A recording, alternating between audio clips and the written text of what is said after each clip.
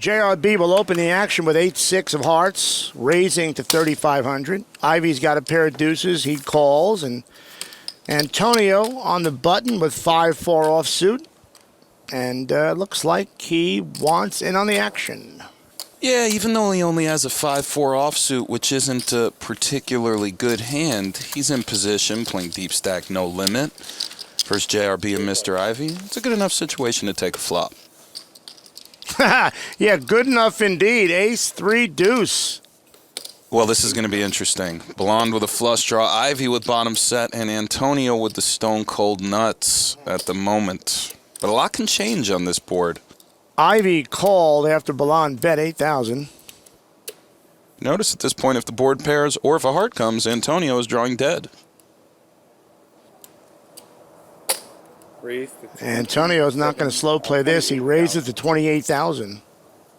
And even though JRB has a flush draw here, I actually like folding. Because if he's up against it, let's say Phil has something like King 10 of hearts and Antonio has a made hand, in such a bad spot. And if you hit a flush with the only flush draw, sometimes it might be hard to win a big pot for these guys. So I don't really like calling that 20 to just sort of try to hit a heart. Phil, however, isn't going anywhere. About 100 grand in the pot right now, heading for the turn.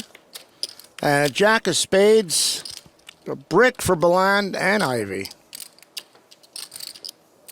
Well, for Ivey, it's actually, he sort of wants to see bricks if the board doesn't pair because he probably figures in a multi-way pot he's up against at least one flush draw.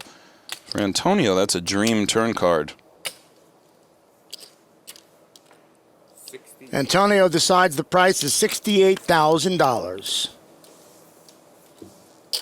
Well, it's Robert putting his chips precariously sort of in front of his cards, which you got to be careful with that. That almost signifies it just looks close that he dangerous. Put it right. Yeah. It almost looks like he put the chips in the pot. Yeah. You know, but they play kind of gentleman rules. I mean, clearly he didn't. I think you're going to see Ivey call here. It's tough. You can't just start folding sets on the turn, playing no limit hold'em versus a player as capable as Antonio, because he could have flush draws, he could have semi bluffs, and he could be as weak as having a hand like King 5 of clubs, where he's just sort of taking the initiative, has a gut shot, and is just making a bold play.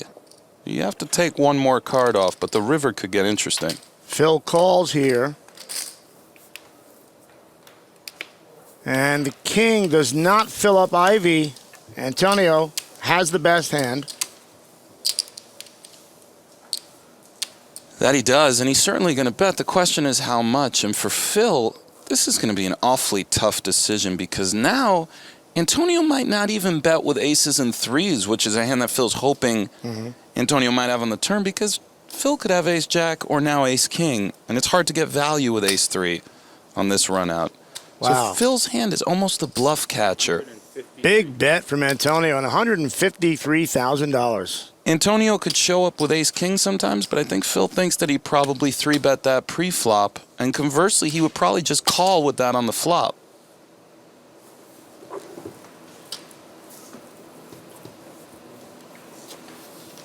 And a visibly disgusted Phil Ivey. That's fair.